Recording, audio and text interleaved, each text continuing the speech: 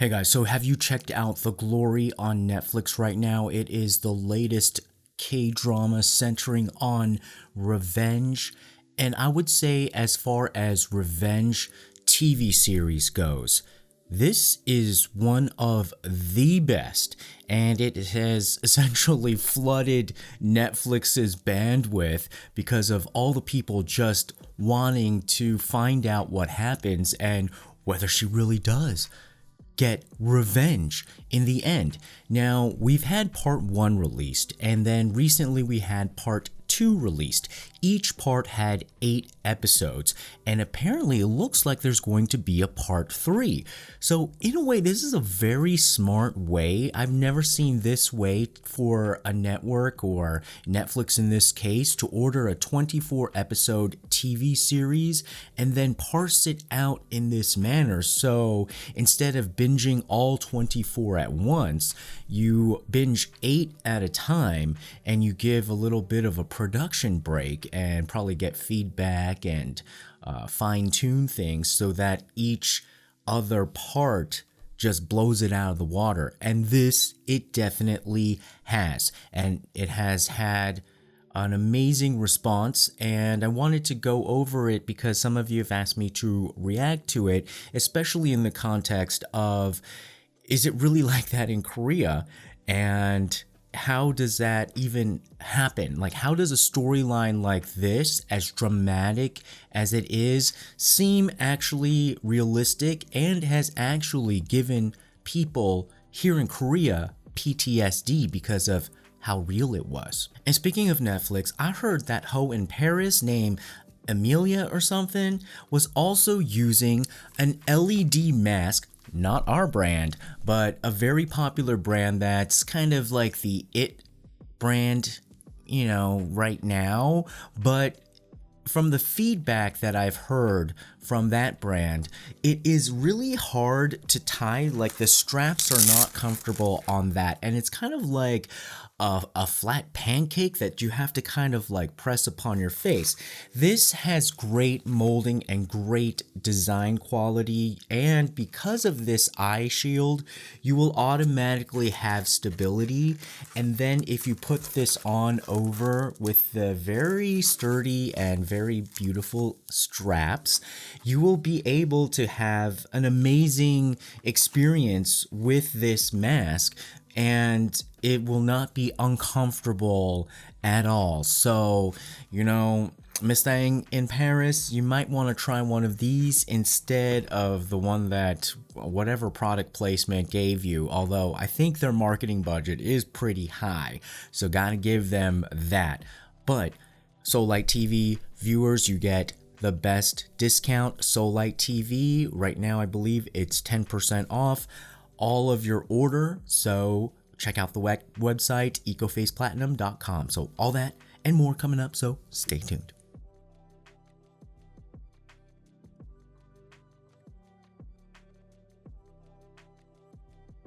Alright, so this series called The Glory is essentially a technical masterpiece, and this is the quality that we've come to expect from K-dramas, which is why the experience, I think, is so good, where the baseline of the production value is so high now. So you'll look at the writing, amazing. Well, the writing is spearheaded by Kim Eun-sook, and she is famous for The Secret Garden, The Heirs, and Descendants of the Sun, and The Guardian, The Lonely and the Great God, Mr. Sunshine.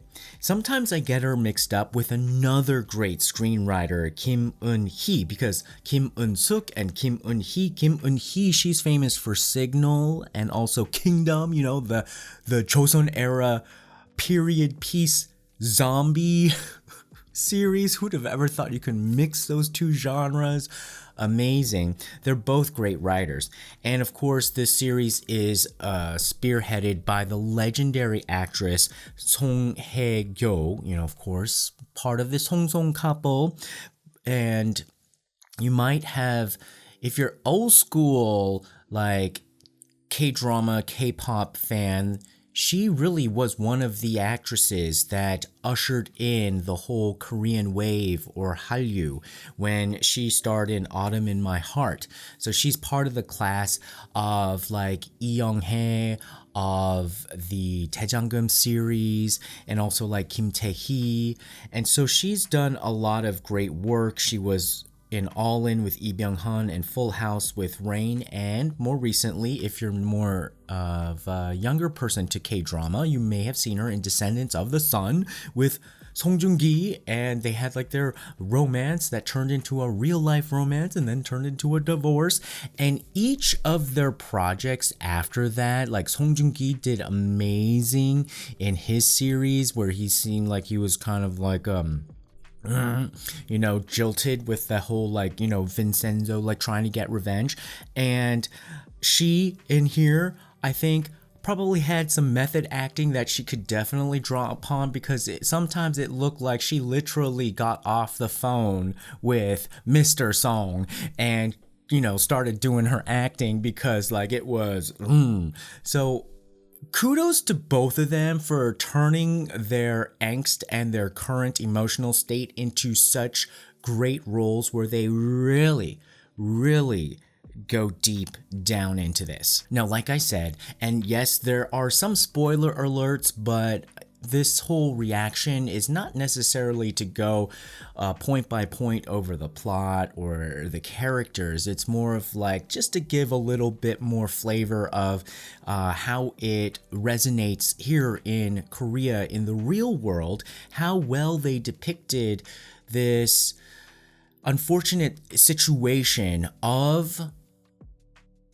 bullying in high school that left traumatic scars, and what it would be. So it is like a revenge fantasy, because a lot of the people who do get traumatized in this way may not dedicate 18 years of their lives to try to then hatch a master revenge plot. Although I'll tell you, honey, I have seen in person somebody enact a 10-year-old vintage, if like wine had a vintage, like his revenge plot was 10 years old, and people just like, what? And so in that case, I thought that was so unjustified. So that's the weird thing about this whole revenge thing, is like here, yes, we're just like, she totally should be going after this revenge, but it doesn't always work that way in the real world, because sometimes it's just like, no, honey, I think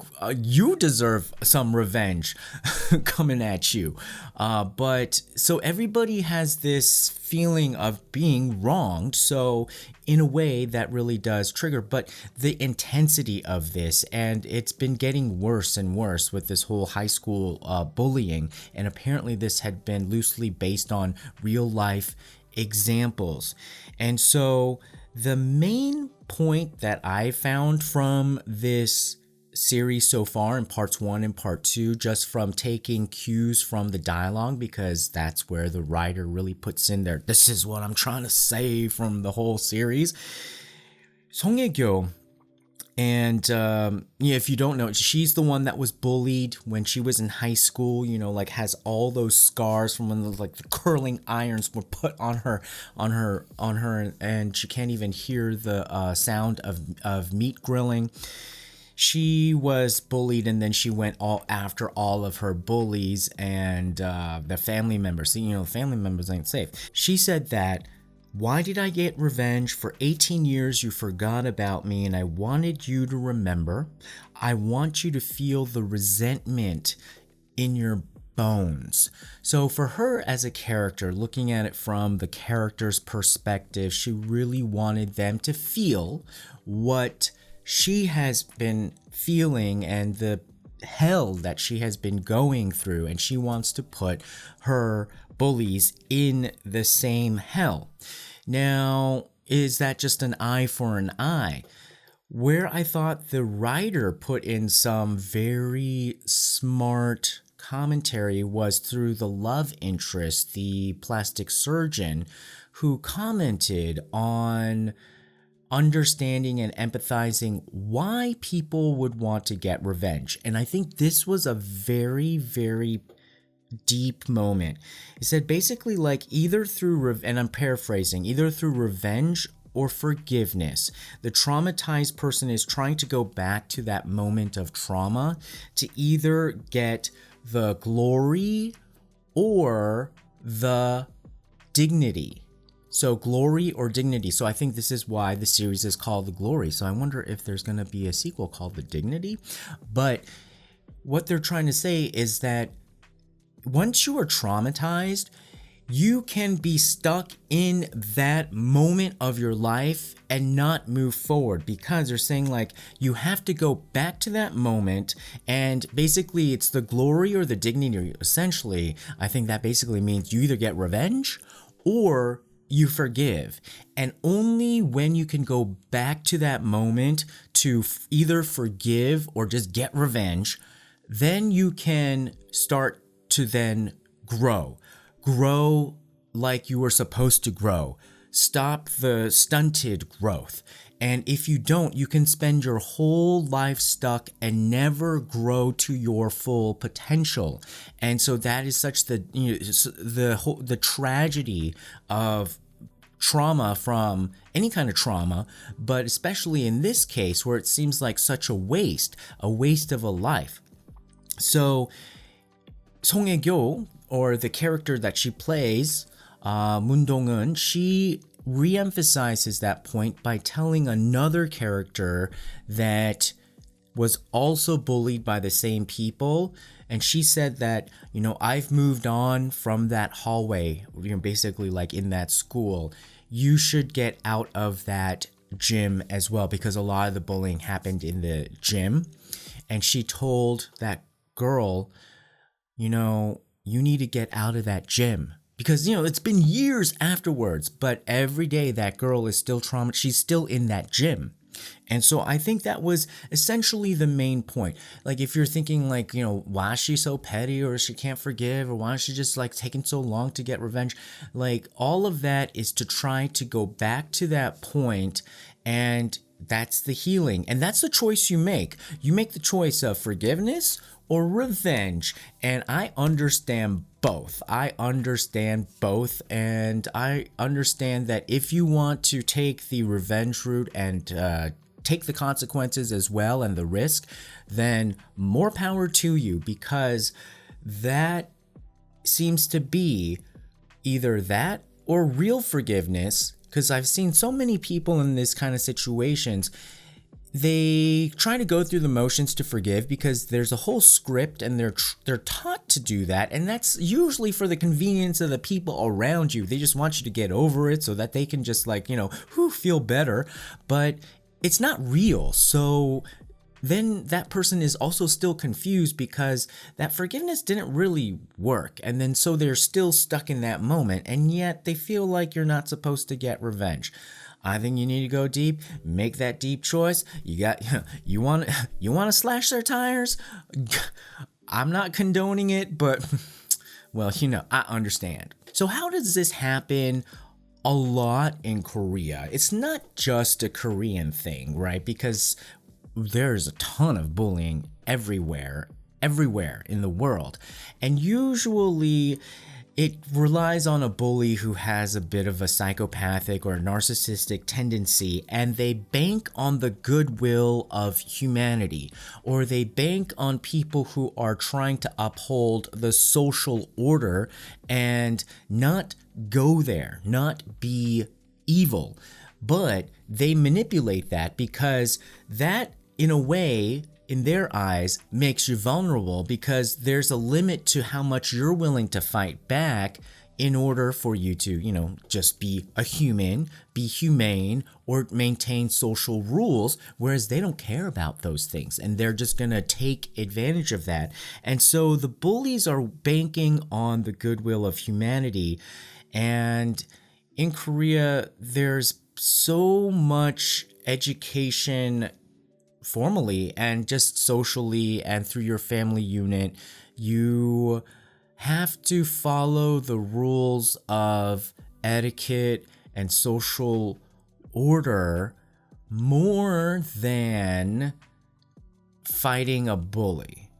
So you learn at an early age that it's actually more dangerous to your well-being to fight a bully than to just kind of either try to step away from it, avoid it, or just put up with it. Now, the reason here where it's a little bit more dramatized is their bullying was very extreme. And also the only reason that they got caught really, when you really look at it, is that their bullying ended up in murder. Most bullying here in Korea and probably around the world does not end up in murder. That's how it continues to go on, and that's how for the bullies, their line keeps progressing further and further into more egregious territory. And here we got to see, like, if a bully is unchecked for so long and has the power of society at their disposal, then this is how far they would take it. Now, we did see the rich bullies bullying the main character, but I also really appreciated how the writer and the producers showed bullies as well who were not rich, because that, I think, has been a little bit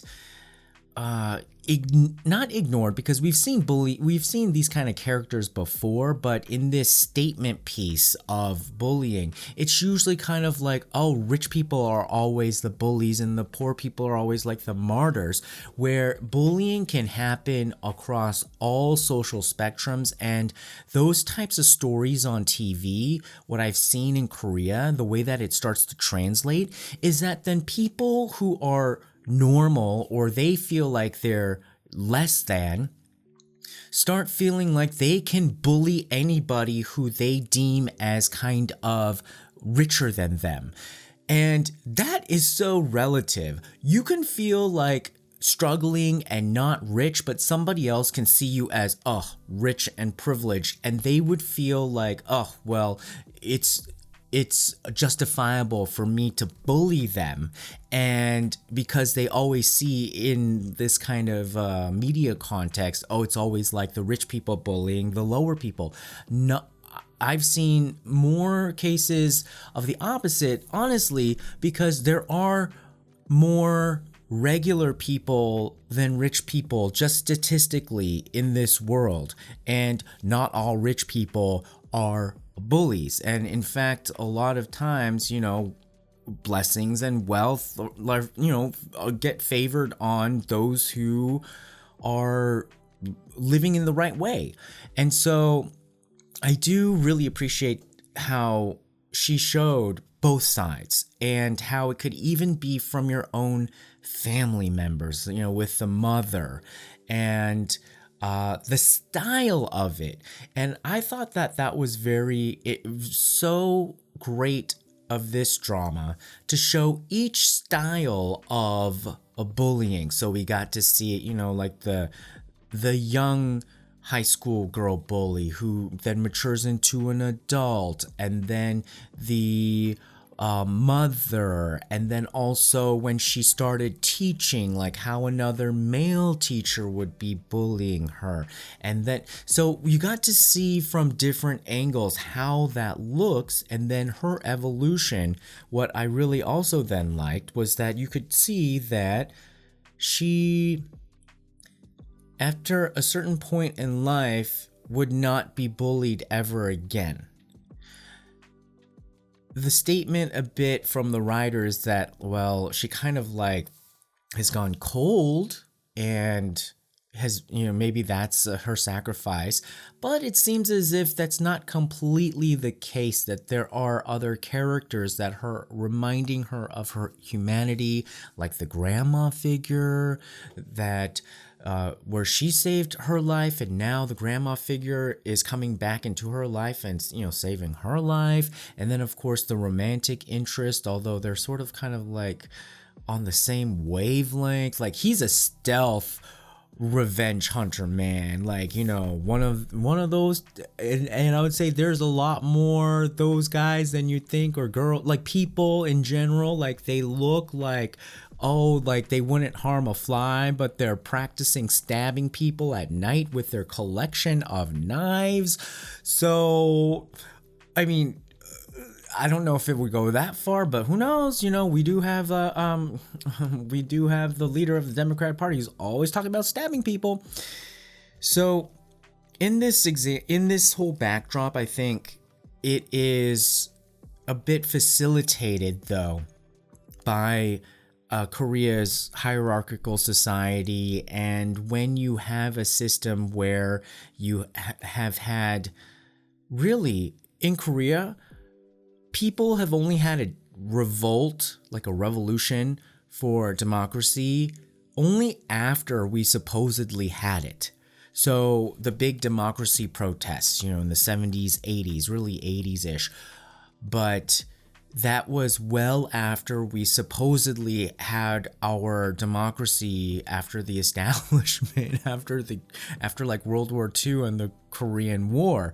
But nobody fought for it. So that's the difference. Like, there wasn't a whole group there were people fighting for independence of Korea, but there wasn't necessarily a whole movement for democracy. So democracy was so-called foisted upon us, but people were still in this model of, going directly from an emperor, then to colonialism, and then to dictatorships that were called democracies. So people were used to, and then definitely within their family model and their village model of always having this, follow the leader at the top.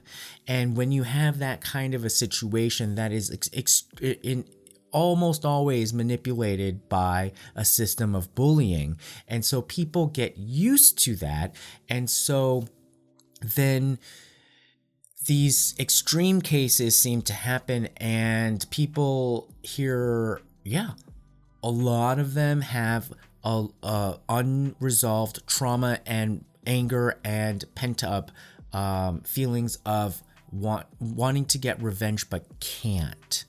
And I would say that's probably why this drama is still quite popular in 2023, because nobody really dealt with all these issues and going around pretending like they don't need any kind of mental treatment. Like, that was this, of course, we've talked about this in previous videos, where psychiatric hospitals, not just in Korea but around the world, it was like used as a way to lock up your enemies and even like your family members if you wanted to steal the inheritance. So you didn't want your older brother to get the inheritance, you just call him crazy, you lock him up, and then you take everything. And so being called crazy was kind of like you never wanted to do that, so therefore you never wanted to get mental health treatment. But at the same time, even in this day and age where that can't happen anymore, people are just like, oh, I don't need mental health treatment.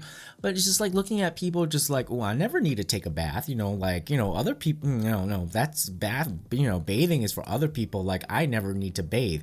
And that's just like, are you serious with the amount of trauma that has gone on in this country?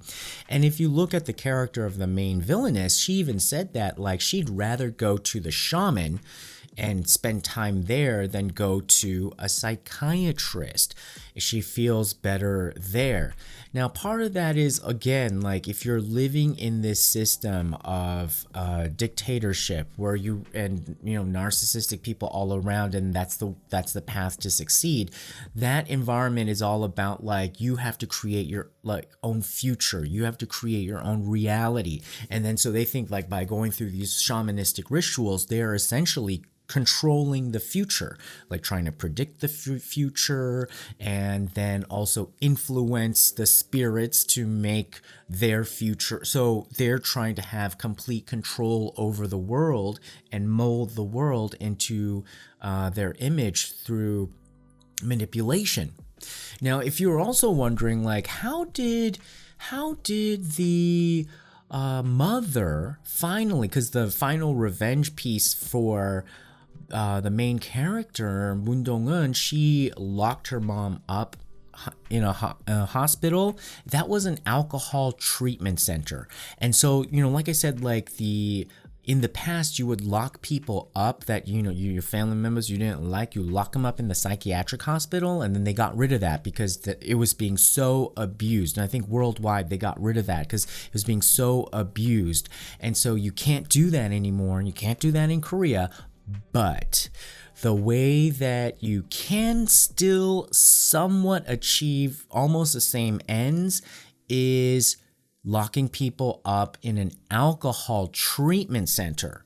I have an acquaintance who is in that field, and that is one of the only areas where like a family member can kind of commit you into a treatment center if you are an alcoholic. And so in that way, that's why Moon Dong-eun was like, thank you, Mom, for not changing, because her mom was always an alcoholic. If her mom wasn't, I guess at first I was just like, well, for not changing, she's burning the whole house down. Like, she has a history of burning houses, or just like, being crazy and stuff.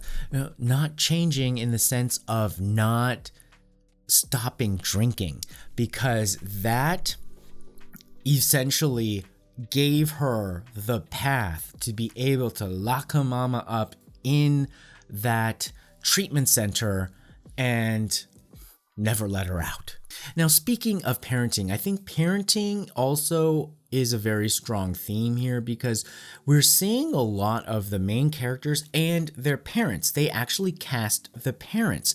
And so I think we get to see how parental influence creates this sort of situation.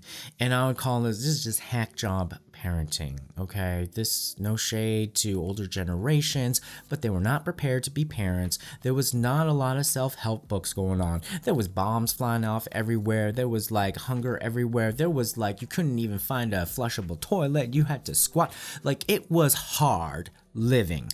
But still, does that excuse hack job parenting? It may be excusable, but the results, you got to own up to the results at least. And so I would say that we see some models of parenting here. Like, who are the abused?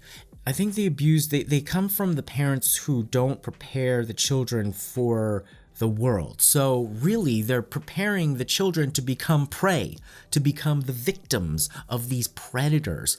And they're always trying to tell the kid to obey and put up with unrighteous behavior to survive. So if there's an abuser, if there's something abusive, speaking up would create more problems, and it would be an immediate threat. So they're always like in this immediate threat mode. They're trying to like tamp down everything, but the long-term damage of that is that person is then going to go out into the world, and then when they get attacked and abused, they will put up with it, and they're going to look like even more of a sucker and more of a victim, and more predators are going to prey on that type of person, and then they're not even going to know how to get out of it, because they've been told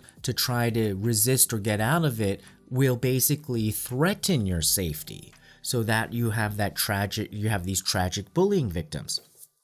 Then you have the parents who prepare their kids to be the predator, to be the ones always taking advantage of others, and especially the main villain's mom. You know how she's saying like, oh yeah, you may break a few things, but never look back. The answer is always in front of you. Now, in some ways, I thought like, oh, that is actually kind of good advice. Like, stop lamenting the past. Like, really, if you want to move forward, the answer is in front of you. And so in that way, I think we sometimes blur the lines between like appreciating or kind of like admiring these somewhat successful people, but then they turn out to be like really like big abusers, because they're in this mode, in a healthy mode, that can be quite healthy. But on the other hand, if you're always like stabbing people in the back and then you're saying, just don't look back there, the answer's in the front, we can cover it up, we can pay somebody off, like, if we always kind of like look back, we're not solving the problem, and we got lots of problems. Problem is, she's always creating mess, she's always creating problems, and she's always having to run to the shaman to try to get like some spirits to help her out as well. Then we have some parents who try to create a bubble, and I think this was the parents of the love interest, the plastic surgeon, the owners of the hospital. And so I think this is the goal of most Korean people, like the dream of most Korean people is like, yeah, we know the world is a little bit unfair, but let's try to create a bubble around it and try to protect ourselves from around a long time. As much as we can. But I think that's also a hack job parenting as well, because you never know what kind of psycho can enter that system and basically shatter that bubble just the way that that psycho did. And then the father was being so naive, he's like, oh, I try to treat all patients equally, uncuff that guy, and then the guy just like killed the father, like after being saved by the father, because the dude is a psycho.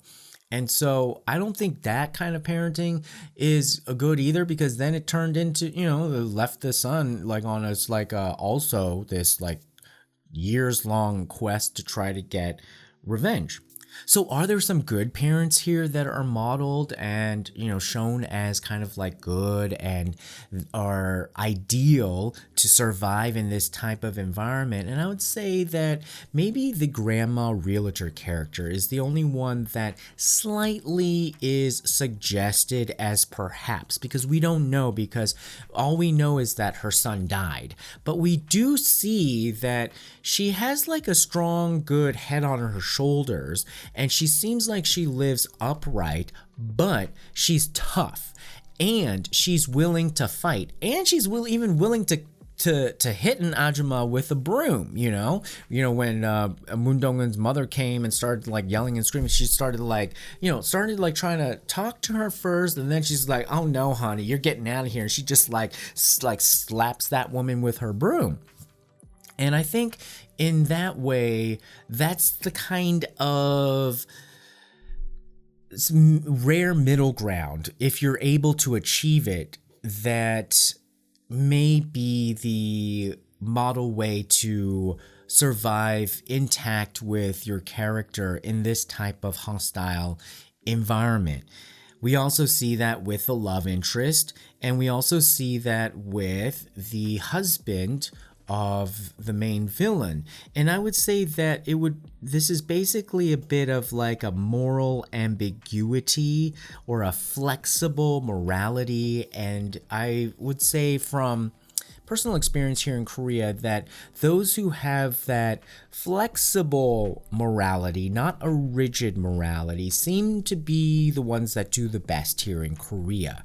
And well, quite dramatically, we saw that, the husband of the main villain seemed like he was very moral, but in the end, he was not above, pushing the mofo into the concrete foundation and, watching him sink to the bottom. And then, of course, in that way, he don't get caught. So I'm wondering, how many concrete foundations in Korea got some bones in it? And then we also saw that, the love interest seems like he's the guy who's just willing to help, and he's like, very morally upright, but he is not above, manipulating his way into a prison job to get close to the prisoner that he wants to get revenge on. And we don't know exactly how he wants to get revenge, but it seems quite clear with all of his knife practicing that may be what's going to come up in part 3. I also thought it was very smart and satisfying for the writer to create the scenario where part of the revenge plot was the bullies eventually turning in on each other. Because yes, once you starve bullies, you try to, if you are people around this situation and you're not the direct victim yourself, if you can try to get the victims away so that they're not fed upon.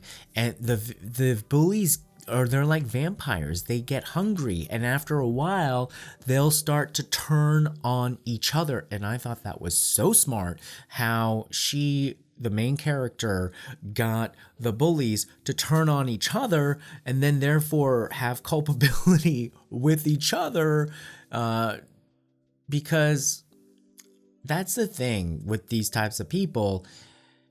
You can't trust them. And even when they're in their pack, they can't trust each other. So if you can starve them out, they'll turn into zombies and they'll start eating each other. And I thought that was great to see. The game of Go, yes, the Korean checkers, also a very great metaphor, because it's like the long game, and it's like an all or nothing possession of another person's territory. You're either completely surrounded and you're gutted, or you completely surround and you have complete power and victory. And that feeling of victory or loss, I think at a gut level, like when you like kind of play that game, I think is part of the whole visceral metaphor, which again, multi-layers, of how these great K-dramas or any dramas are written. So kudos there. But what did I actually think was the most important message? I thought the most important message was actually the one that had the smallest scene, smallest plot point, and didn't even seem like it had the most important characters.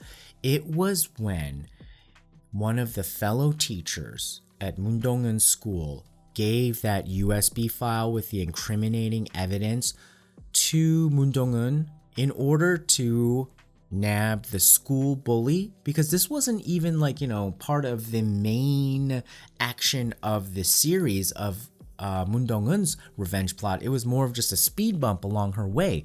But what I thought was so pivotal, and I'm so glad that they put it into the script, was to show a character who was not able to act against a bully on his own, but did have enough courage to then give it to somebody who he thought could carry it to the finish line. And that made me clap at the screen, actually, literally. Because from what I've seen, a lot of people, they're just like, well, I can't take them on. Like, I can't do anything. I don't know. I'm just lucky it's not me. And then one of these days, it is going to be you. But if everybody kind of does their own part, because she couldn't have done what she had done without that evidence.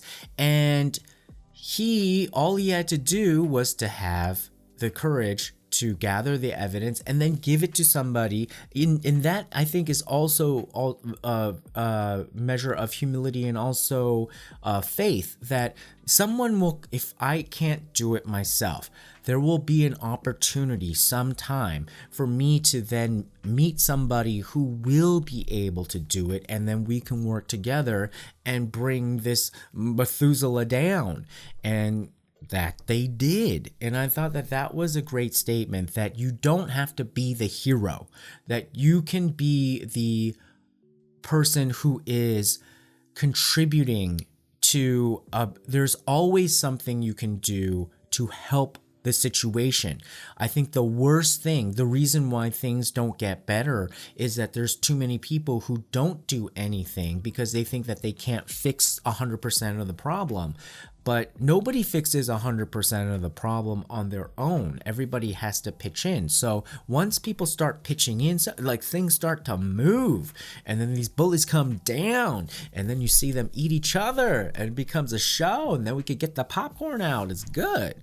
All right, so guys, get ready for part 3. It looks like they set it right up that it's gonna have either a main focus or a big entry ramp to the doctor's revenge against that psycho prisoner.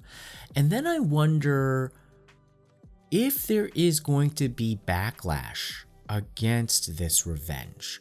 Like, what is the price that she has to pay after? We know the price that she paid to get to a successful revenge campaign, and that was, even not all revenge campaigns are successful no matter how hard you try. And we got to see that, and that was satisfying, but is there a consequence? Or, I mean, is it over? I mean, is that good? And is it enough for her? I mean, some of the people, they are gone. So, I mean, that's done, is ended. But in the end, does she get her glory? Does she get her dignity? And can she really then start growing to her potential? At least we know from the way that she's counseling another fellow victim that she has moved on a lot further than other victims, and that this process for her has been healing and she has started to move on. And the question is that can she completely heal from this? Is that a goal for somebody to be completely healed, whatever that means, from this type of a trauma? Or does something new blossom out of it? So I guess that's what we're going to see in part 3. I just can't wait. This show has been extremely, extremely good. All right, guys. Well, what do you think? Put your comments below. Remember to like, share, and subscribe, and we'll see you again next time. Bye-bye.